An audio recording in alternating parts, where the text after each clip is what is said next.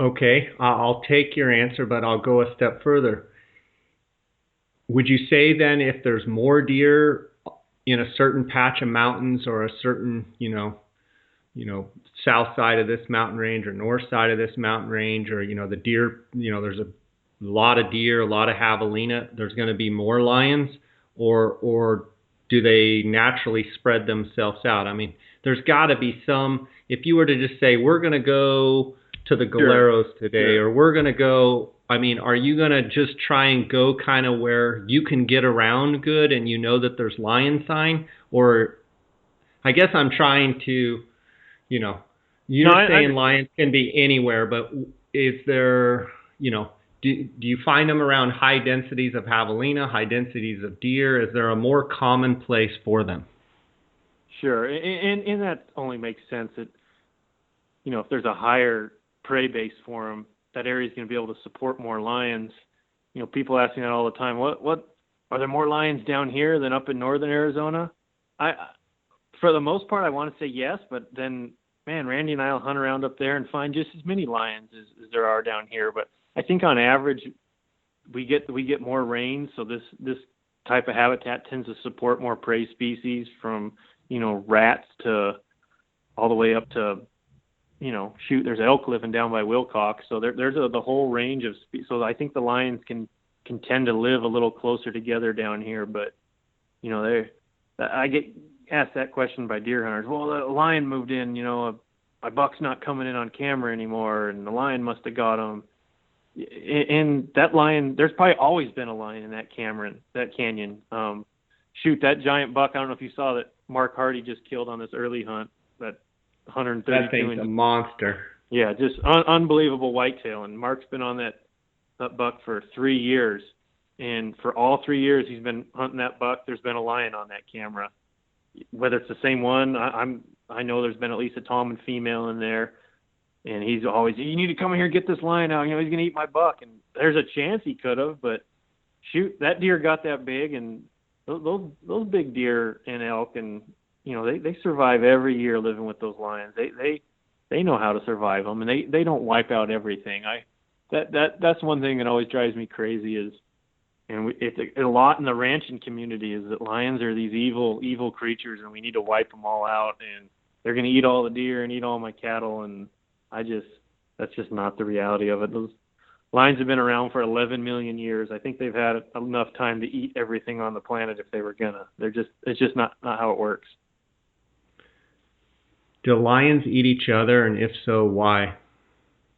Yeah, I mean, I don't know if I want to say eat each other, but they dang sure will compete and kill each other. And Randy had a pretty wild... Is it true that I'm sorry, go ahead.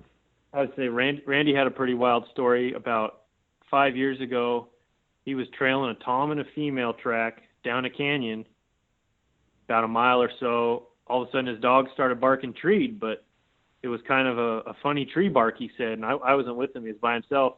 And he rides up to that tree, and in the top of this tree, Jay, is a dead female mountain lion. Oh, my goodness. And so his dogs are kind of acting treed, and he can see the lion. He can't figure out what's going on. He can't figure it out, and he finally ties the dogs up, and he climbs up there and pulls her down, and she is bit through the top of her skull by a tom lion. And so Randy, of course, was pretty sidetracked by it, and so he called the game warden just to document it, and just so he wouldn't get in a pinch, that he killed the lion. So that game warden came back in there with him the next morning, and Randy brought his dogs, and that tom lion had come back to that tree, and his dogs picked the track up, and they ran it a couple canyons over and caught the tom. And oh my goodness! So it was a pretty wild story, but whether they were breeding or it was, and there's lots of biology that's been done on them, why they fight, and tom lions will kill other lions' offspring, they say, to get the female to come back into heat so he can breed her again. I mean, I think a lot of cat species do that, but that specific instance, that's pretty unreal, and it happens. And yeah, I mean, I would wonder if they were running from the dogs, and that thing was, the tom was finally getting pissed, and he just reached over and thought, well, if I kill her, I'm going to get away. I wonder if they, do you think they're that smart to say, well, no, and we get asked that all the time, and you hear lion hunters say, oh, that, and I'm not saying lions don't get dog smart after they've been caught and stuff. They don't have the ability to reason. That's what separates humans from animals, is that they got instinct, and that's what keeps them alive. But if they had the ability to reason that, oh, if I do this, then I'm going to get away from the dogs, we'd never catch a mountain lion, ever, ever, ever. And there's lots of good lion hunters that say these lions can withhold their scent or control their scent. That's a pretty hard one to believe, but I've had a few instances where something's happened on the track and it does not make any kind of explanation besides that the lion chose to control its scent. But then I always go back to the logic that, well, if he could do that, he'd just do that all the time. So then he'd never spook a deer, or he'd never leave scent for a hound to follow him. And I just don't think, best we can figure on that instance was that lion and the tom and the female were fighting for whatever reason, and he bit her pretty bad, and she ran up that tree to get away, and it must have just been a mortal bite, and she died in the top of that little pinyon tree. And I think we got pictures of that on our Instagram somewhere. So yeah, that's, like I said, Jay, every time we think we're just rounding the corner on figuring something out, we get shown another example of what is and what isn't. For every mountain lion that you chase, well, let me back up.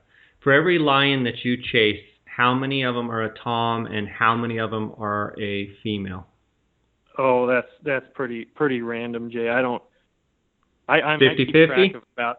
Yeah, it's probably close to 50-50. And in some areas you might hunt where there's a female and 2 yearlings, and she's got 2 yearling females, so you might run all those 3 females for a couple months and not trail a tom, but a tom might come through there. I think we all tend to try to find the toms. They're easier to trail. They leave more scent and more sign, and of course they always look cooler when you catch them. And everyone wants to catch a big tom, and I no doubt it's easier for the hounds to smell. They're just bigger, smellier, bigger bodied animals. So I think we tend to target the toms. We try to stay after them and go hunt where there's toms, but inevitably we bump into female tracks. You hear a lot, or I hear a lot, that houndsmen catch females and they let them go. Why is that? We let them go all the time. I love letting them go. I know that. Tell me why. I make enemies with all kinds of hunters that way, and ranchers, but I just don't. Jay, it's pretty hard. I see how much time and effort you guys put into your deer and your sheep, and I guarantee you, and most true sportsmen are that way, is they just, if you're only motivated by the killing, I feel really bad for you. I feel that you're missing the whole point of the outdoors and hunting and get to enjoy everything. And most of the time, Jay, the dedicated houndsmen you're usually either by yourself or with another lion hunter or a good friend, and we just don't. I know it seems so crazy to deer hunters that think we let these things go, but it makes no sense, from a guide's perspective, because if we just whacked every lion we caught, that we're just going to have to hunt that much harder when we got a paying client here. The next time we go out, even if we don't have a client to train our dogs, we're going to have to hunt that much harder for another track to put the dogs on and train dogs. To me, it's just working totally against yourself. I don't have near as many issues as killing toms, because they seem to be so fluid and moving and always coming and going that it doesn't take long for a new one to move in. But those females they're a lot different. There's areas up by where Randy lives where the lion density isn't as high, and you kill a female out of there, it might be a year before another one shows up to kind of take over that little range. Down here, not as much, but it still can happen. So to me, I don't see any merit in just killing them just to kill them. If we got a paying hunter along, and even then we try to be selective toward the toms. But is it a lot like being a trophy hunter and seeing a 90-inch buck and saying, well, I'm going to let this one go, and I'm searching for something 110 or better, And You then bet. you see another one that's like 103, and you're like, man, that's a real nice one, but let's keep hunting. And then you end up burning your tag and you don't find 110, and you're just tickled pink that you had a great hunt. Is it the same kind of thought? It's the same. It comes from the same area. It's just that you love the hunt, you love being out there and the challenge of it, and but maybe not as much as putting the emphasis on the individual animal. Because shoot, we've caught big old gnarly trophy toms and let them go. I've had people with me and we let them go, and just it just and that's to each his own, Jay. You know, absolutely, it's legal to kill every lion you catch if you have a tag, but it's just and anymore, honestly, that's kind of what I was hinting on with the trail cameras. There's a situation that a lot of houndsmen are aware of, whether they look at it as good or bad, that's happening right now. And so over the last 10 years, the technology came out with and you may have heard of them, the trail cameras that send the picture directly to your phone. Yeah. So we call them cell phone cameras or cell phone trail cameras. Yep. Jay, they are hands down the hardest thing on the lion population right now. In the past, it's always been the snows that were hard on lions, or whitetail hunters glassing up lions and shooting them, which is that's awesome for a whitetail hunter. If he's got a lion tag in his pocket, that's part of the hunt, you know. But now these lions are having to compete with a technology that, to me, is just unacceptable. And there's a group of us houndsmen right now trying to work with Game and Fish and get these things outlawed, because they are absolutely just putting a hurt on these lions. And I've used them, Jay, so I can speak from experience how lethal they are. And it's an ethical thing to me. It's a absolute terrible way to kill a lion. And there are guys, you know, the majority of the houndsmen I know in this state, Jay, use them, and they are just knocking these lions down. And not saying they're going to knock them down to extinction, but it's to me, it's a total unfair, and I don't want to say advantage, because everyone, you know, has got their own tactics they use, but it's a super unethical. And with our technologies advancing, we got to just be careful as sportsmen where we're allowing our laziness to take us. And that's basically what it is. Like I said, I hunted a tom not far from my house for 3 or 4 months one fall, and just could not guess him right. I knew where he was coming through. I could just never follow him or never guess where he was going to be and come in right behind him to get that catchable track. So the lazy side got the best of me, and I ordered one of them cameras, and I hung it up, and within a week that sucker walked through, get a text message sitting at my house, load the dogs up, and I'm there within an hour, and they caught him within half a mile, you know. And yeah, you're excited because you caught a lion, and if that's your focus, I guess. But I just, the more you hunt and the more time you put into it, it's a very, very unethical approach to hunting, you know. And technology, as you know, with our optics and everything, it's going to keep making hunting quote unquote easier, but there comes a time where there's a reason Game and Fish outlawed will call hunting for lions. And that's when you have a lion treed and you pick up the phone and call someone to shoot it. So that's always been illegal when there's money involved for guides. But over the last few years, they made it illegal, period. So if I'm out hunting, I just can't call my brother-in-law to come shoot the lion just to shoot it. They made that. And to me, these cameras are no different. No one's even present in the field, you know, that this camera's just sitting there on a tree. There's no hunter around. And the hunter sitting at his house in the middle of the city is getting information on a device that's directly related to the take of game. So it's a slippery slope, and I think something needs to be done about it. I have guys, when I talk to them about it, they argue, well, it's no different than, you know, Jay Scott sitting on a hill glassing up a mountain lion and calling his buddy Floyd or Andy to come run it down. I said, well, it is different, because Jay was out there hunting and he saw something. Yeah, there was a cell phone involved. It was just the world we live in, but it's totally different than having a lone device sitting out there. And it's hard. Let me ask you a question.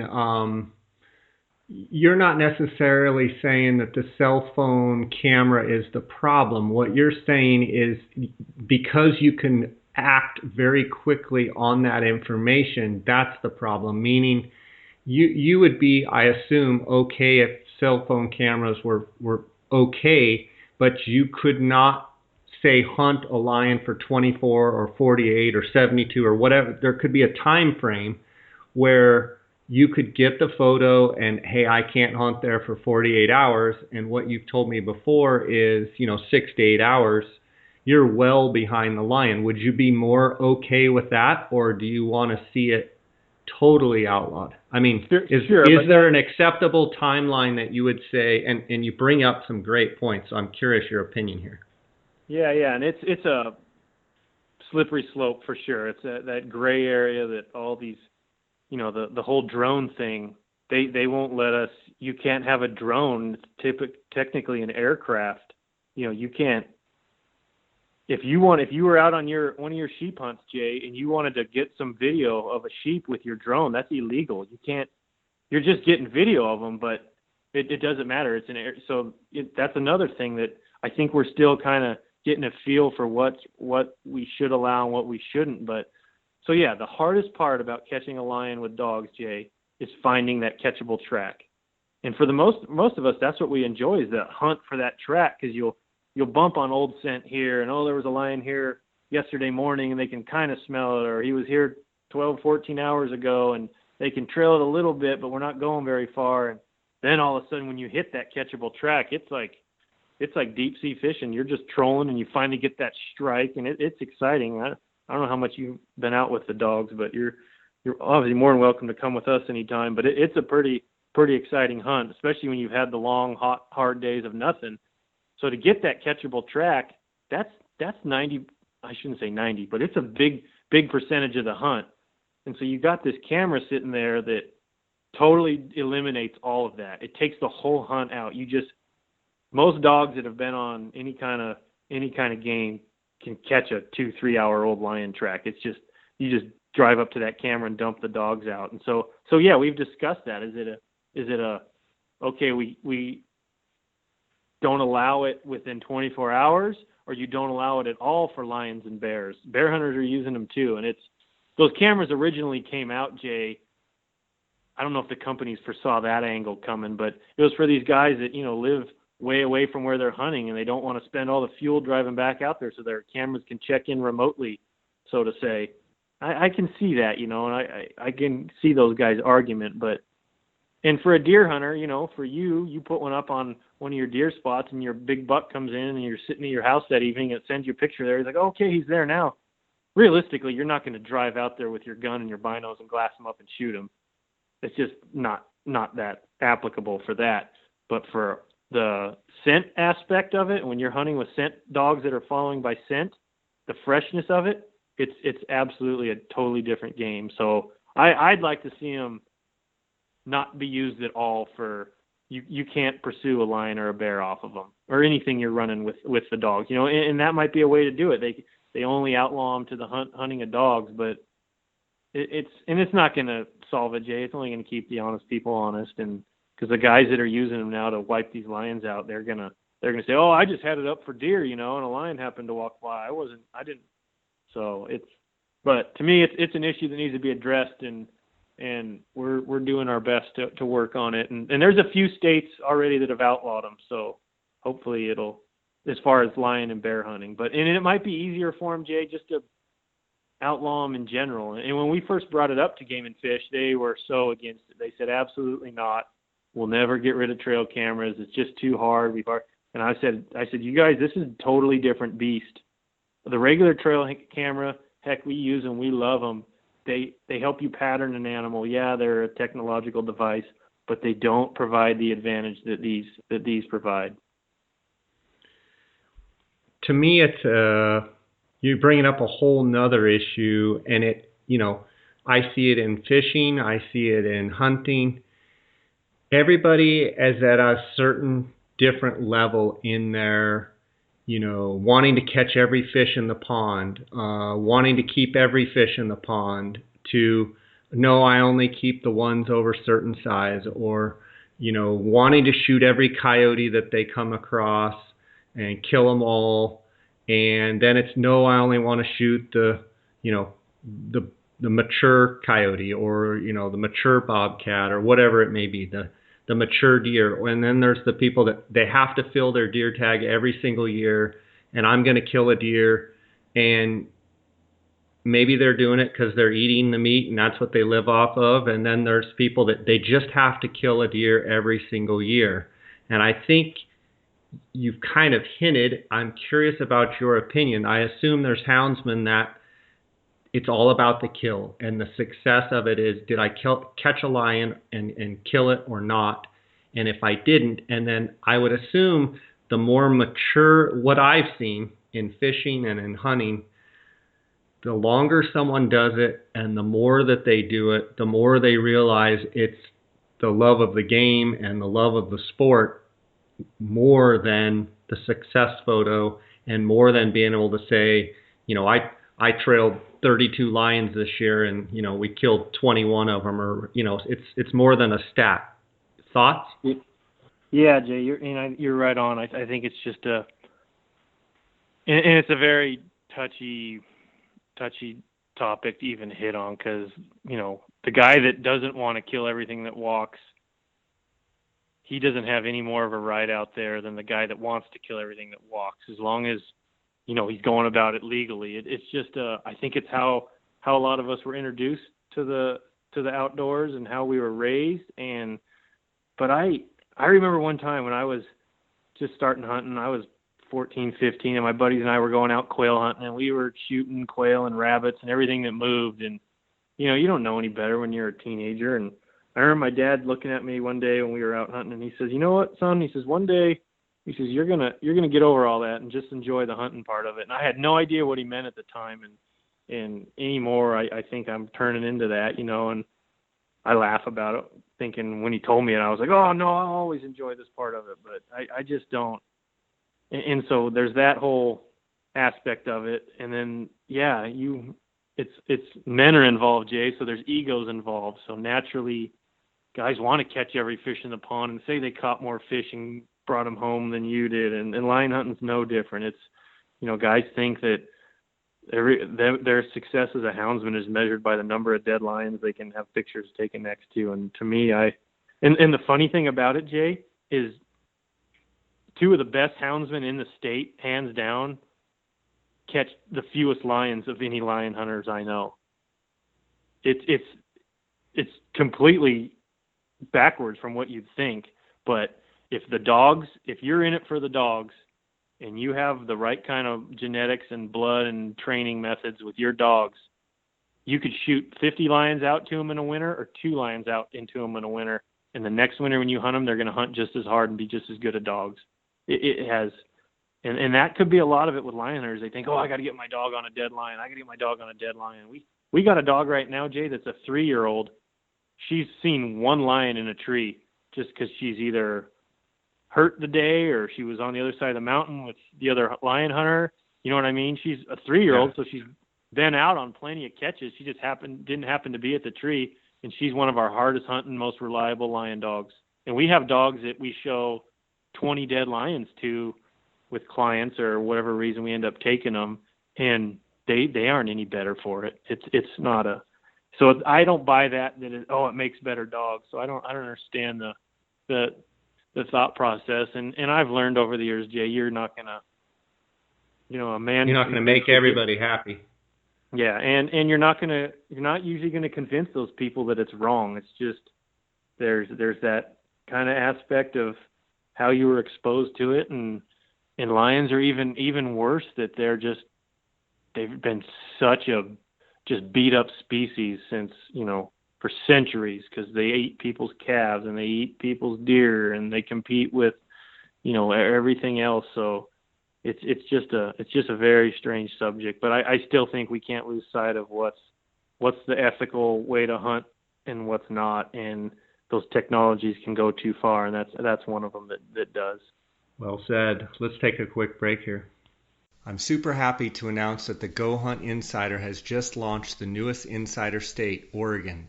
Every state is different when it comes to units, draw process, and regulations, and Oregon is one of the most complex states to figure out. Like other states, you'll have the Go Hunt Insider Filtering 2.0 to decide where to apply and hunt with filters for trophy potential, harvest success, weapon type, season dates, and a lot more. Oregon has 10 big game species and covers a total of 67 units. You will not only get an analysis of units, subunits, and seasons, but also species breakdown with the interactive graphs, plus a state profile that outlines how to apply and fees associated with applying in Oregon.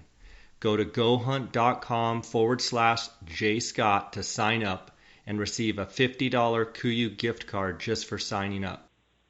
PhoneScope is a company that makes custom-molded, precisely engineered smartphone digiscoping adapters. Photographing wildlife has never been easier. It is simple to text photos and videos from your smartphone and share them with your friends. PhoneScope stands behind their product with a 100% money-back guarantee. Get yours now by using the JScott16 promo code and receive 10% discount on all purchases. Check them out at PhoneScope, that's PhoneSkope.com, or on Instagram at PhoneScope.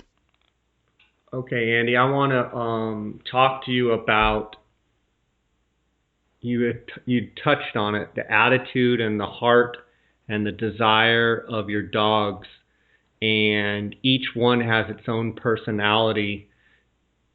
Tell us a little bit about your dogs as far as, and name them by name, which ones, this one's a runner, this one's a, I don't know all the terms, this one's a tracker, this one's got a good nose, this one's kind of a follower. Tell me a little bit about that. Sure. So, that's the fun part about lion hunting is learning your dogs and being able to talk about them with people that understand, and it really helps to hunt with other lion hunters when you think you're reading dogs right, and go hunt with someone else and kind of watch their dogs, and because there aren't that many.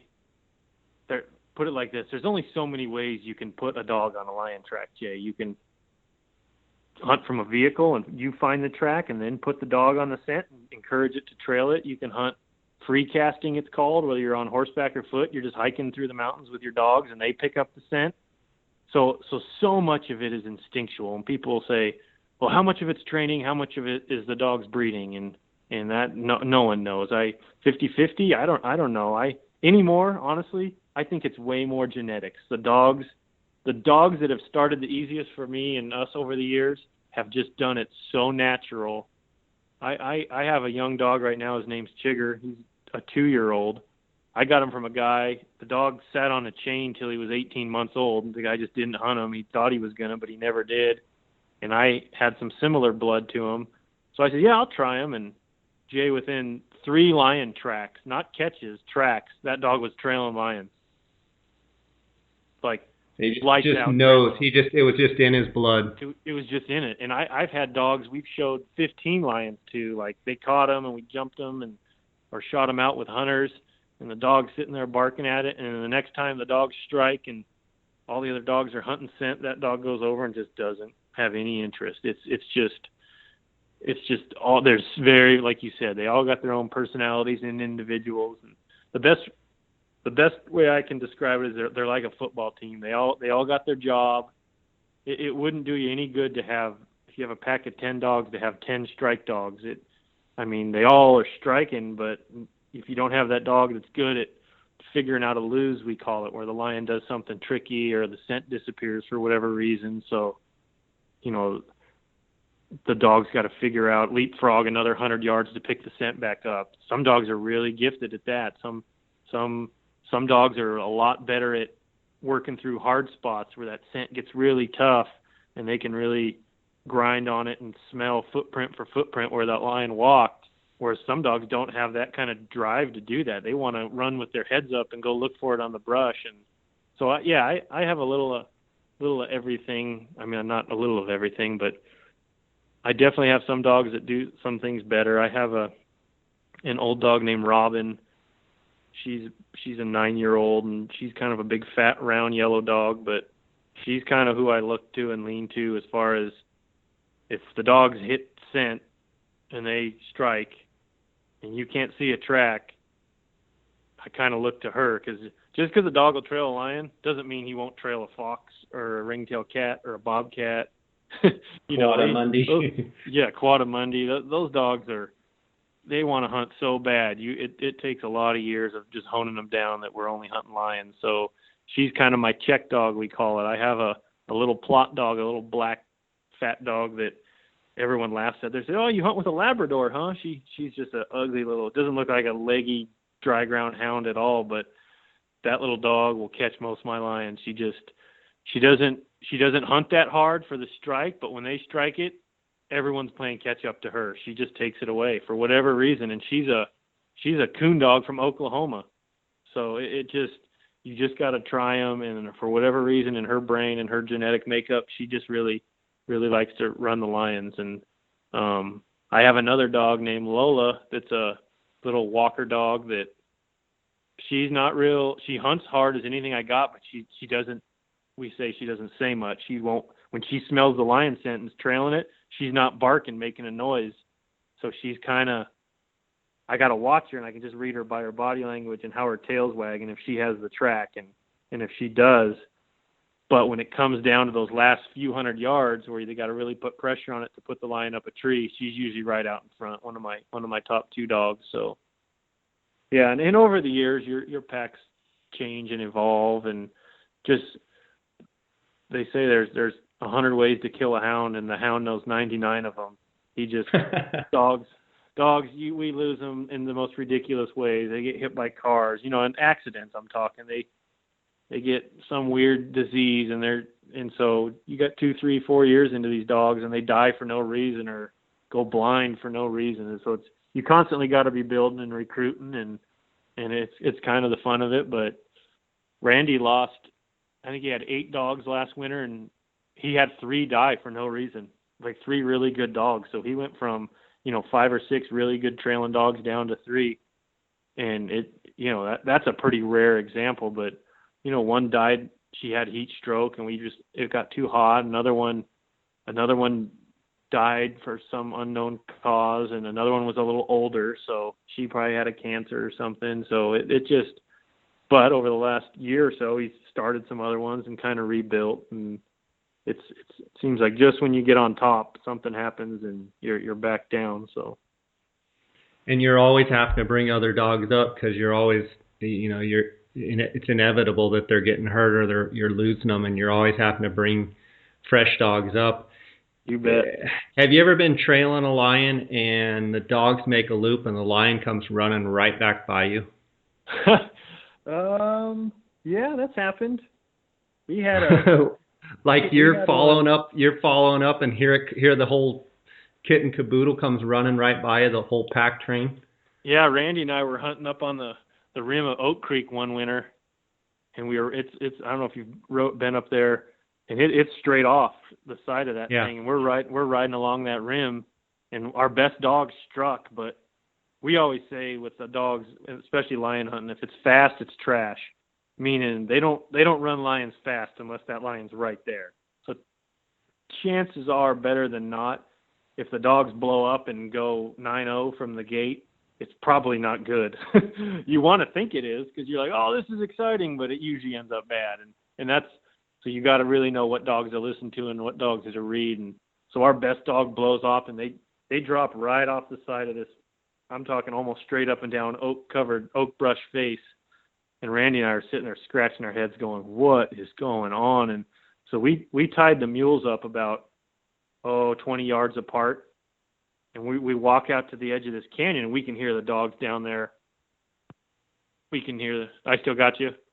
Yeah. Yep. Oh, okay. We can hear the dogs down there just bawling, and we can tell it's a hot track, whatever it is. But the right dogs are barking. So we're like, well, let's just see what happens. And they're about, I bet they were 500-600 yards down this slope from us. And then all of a sudden we hear this huffing and puffing, and we're thinking, man, it sounded like a dog, out of breath coming up through the brush at us. And here comes this big old female lion lunching and leaping about as fast as she can come. And she's coming straight up this face. And Randy and I are just leaning against 2 pine trees watching this. And she ran right between the 2 mules when she topped out over that rim.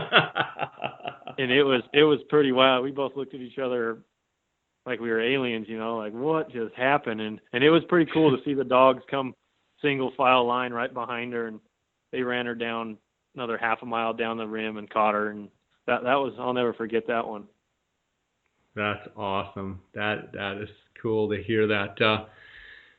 Oh man, we've covered a lot of ground. Some just great stuff here. You've been a great guest. Other than lion hunting, what other hunting would you say? Do you have a number one after lion hunting that you prefer? Like if you said, coos deer, elk, or mule deer, what's your next love?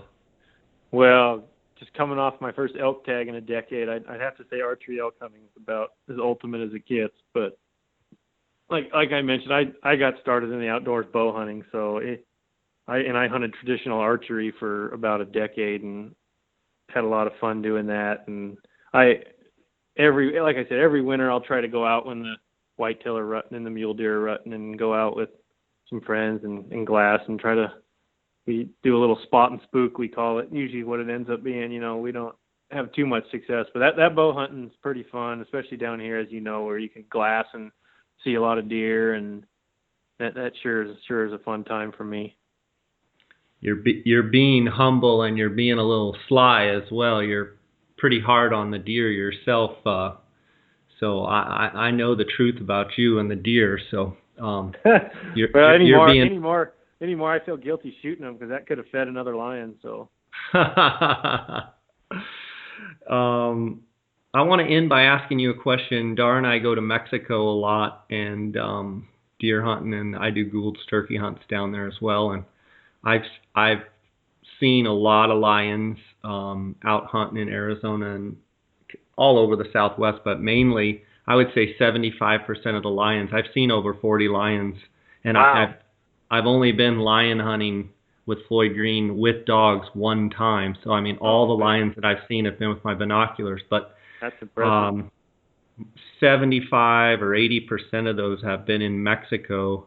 And my question is it's probably deeper than what we can get into, but is it strictly that they don't hunt the lions as much in Mexico, why we see a lot of lions in Mexico? They just don't, they don't have near the hunting pressure, in your opinion?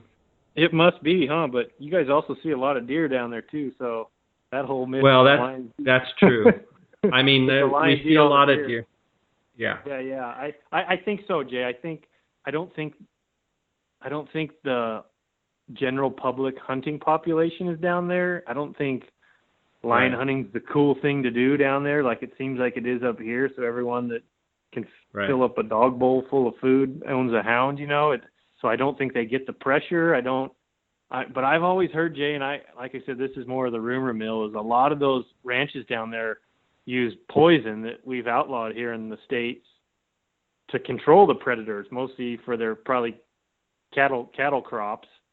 But at the same time, now that they know that there's this cash cow with the whitetail hunts and the mule deer hunts down there, so to me, and I've been invited down there a few times, to me it's just a very uneasy feeling knowing that, and even if the ranch you're hunting doesn't poison, it doesn't take much for that stuff to get, broadcasted across the whole mountain range once that stuff gets into the animals. And gotcha. But you're worried about your dogs eating something that's got, if one rancher in the range has been poisoning, you're worried about losing your dogs. That's what you're worried about. You bet. I don't. To me, it's not worth the risk. It's just not. I know that's kind of different from what the question you asked, but as far as why you guys are seeing more, I'd say, it'd have to be a hunting pressure thing, because northern Mexico and southern Arizona, it's pretty much the same habitat. I don't, and we've caught a couple collared lions along the border here over the last 10 years, and both of them, when we turned the collars into game and fish, we killed them with clients, and they gave us the data on the collars, and both those lions were spending the majority of their year in Mexico. So they're obviously, doing just fine down there. So that would be my guess, but I can't say for sure.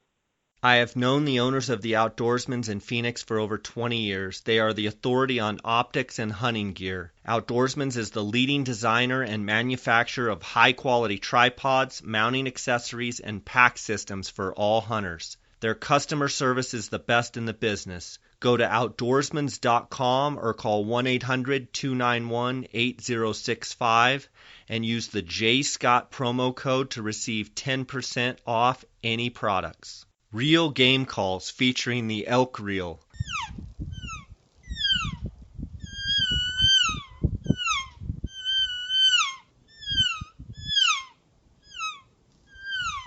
Reel Game Calls makes innovative, realistic, and easy-to-master calls using their proprietary, revolutionary design. They are located and manufactured in Gypsum, Colorado. Their calls were designed and battle-tested on some of the hardest hunted terrain on Earth. Check out elkreel.com. Use the promo code JScott and receive a 20% discount on all purchases. Go to www.elkreel.com. Would it be a dream of yours to be in southern Arizona and just be broadcasting, I think is the word, and just riding along on your mules and your dogs, and all of a sudden they hit a track and they're barking treat, and you get up there and there's a jaguar like what happened to Warner Glenn? Or do you not ever want that to happen? I mean, as far as being able to see a jaguar, what are your thoughts if that would ever happen? Oh yeah, of course, we all dream about that. And yeah, I think Warner's caught 2 or 3 now from Arizona, and he caught one in New Mexico over the last decade, 15 years. But the most recent one, Donnie Finn caught there in the Whetstone Mountains. He caught that 2 or 3 years ago now, and that's exactly how it happened. And of course he was excited, and he got some once in a lifetime video. He had his 10-year-old daughter along with it, and it's hilarious when I tell the story because she walked up to the tree, and Donnie's losing his mind, of course, and his daughter's name's Allie, and she's quite the hunter, and she was upset because it wasn't a lion and she couldn't shoot it. But yeah, Donnie, to hear Donnie tell that story, it's pretty amazing. And yeah, we think of it, and there was the one, that always comes up just because I live right here where that jaguar had been living for the last few years, and we see sign of him. We just choose not to put our dogs out on his tracks just because it's illegal, and I like knowing he's here. But if we're out free casting the dogs and they hit a track and we were to catch one, it'd be experience of a lifetime, and take some pictures and let them go. So did Donnie say the dogs acted any different? Like, were they even more hepped up or even more like on fire, like excited, or did the dogs not even pay attention that it's a black spotted cat? No, he didn't say they acted any different. He said, I think they baited up at first. It didn't tree right away, and when he was riding up, he was horseback or on his mules, I think. When he was riding up to it with the dog's bait, he could hear it roaring, and he said, I didn't know what I had on my mind or on my hand, and then once it jumped, I guess, and ran again, then he saw it, or maybe they ran it again and he caught it in the tree. But he said he heard it roar a couple times, and he says it made his hair stand up. And it's a pretty wild experience for sure. And yeah, I'd shoot. That'd be a dream come true to catch one day like that. Now, a jaguar wouldn't think twice about killing a tom lion, or would it be a heck of a fight in your mind? Yeah, I don't know. They're pretty mean. They're pretty aggressive. They say as far as tangling with, I don't think a tom lion would tangle with one. I think them being and they're not that much bigger body wise. They're, big male jaguar isn't that much bigger than a big male lion. They're just different, a little stockier and longer head, but I don't know much about how they would be when they interact, but I'm assuming it'd be like a bobcat and a lion. They just kind of stay clear of each other. Well, man, it's been an awesome day getting to talk to you here. I really appreciate you spending time sharing some of your knowledge, and look forward to having you on again. And congratulations on your elk. That was a beautiful bull that you killed. So you really enjoyed your elk hunt, listening to those elk bugle, huh? Oh yeah, it was a great. I appreciate it. Thanks, Jay. Yeah, it's been a long time waiting, but I know why we wait that long now. It's a hunt like no other. And I know you guys hunt them hard every year, and the years you get tags, it's pretty special. So yeah, it was a good time. That's great. Fantastic. Well, buddy, keep up the great work on the Rimrock Outfitters Instagram page, and I know the listeners are going to really enjoy this episode, and you're kind of right in your prime season here for the next 4 or 5 months for sure, and I know you slow down a little bit when it warms up, but we're just entering prime time, are we not, for running lions? Yeah. Oh, you bet. We wait all year for these next 4 or 5 months, so we'll be hard at it, and hopefully even catch a few by the time it's all said and done. So we appreciate you having us on, Jay, and you take care. Sounds good. And if anybody wants to get a hold of you, just go to Rimrock Outfitters on Instagram, or do you have another source of where people can reach you? Yeah, and we got a regular website too that's got a little more information about all of our hunts, and that's Rimrock-Outfitters.com, and otherwise they could just look us up. Perfect. On the internet. We're around. Perfect. I'll have a link to your site and the Instagram page in the show notes. So I'll catch you later, Andy. And what's your prediction for the big game coming up, ASU U of A, here in another month or so? Oh, come on. Is there even a prediction on that? I don't know. We go back and forth every year with someone, and that's the ASU fan, and I wish I could be in U of A's corner a little more, but man, that's a hard team to be a football fan of. Yeah, well, it's always a dogfight, and I always enjoy the rivalry, and it's fun ribbing my buddies down. I was doing a podcast with your buddy Jake Lindsay and giving him a hard time, and I've got a whole handful of people. Of course, they never hear from me when U of A wins, but of course I'm the sore loser if we ever happen to, or a sore winner if we ever happen to win. I definitely let everybody know. So you bet, you bet. Sounds good, buddy. God bless you. Until next time, keep after them. Okay. Sounds good. Take care.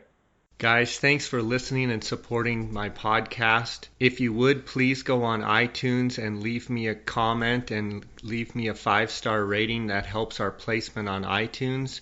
If you'd like to send me an email, you can at jscottoutdoors@gmail.com. You can also follow along our adventures at jscottoutdoors.com, also on Instagram or Facebook. I'd like to thank my sponsors for supporting this podcast: GoHunt.com Insider, PhoneScope, The Outdoorsmans, and Real Game Calls.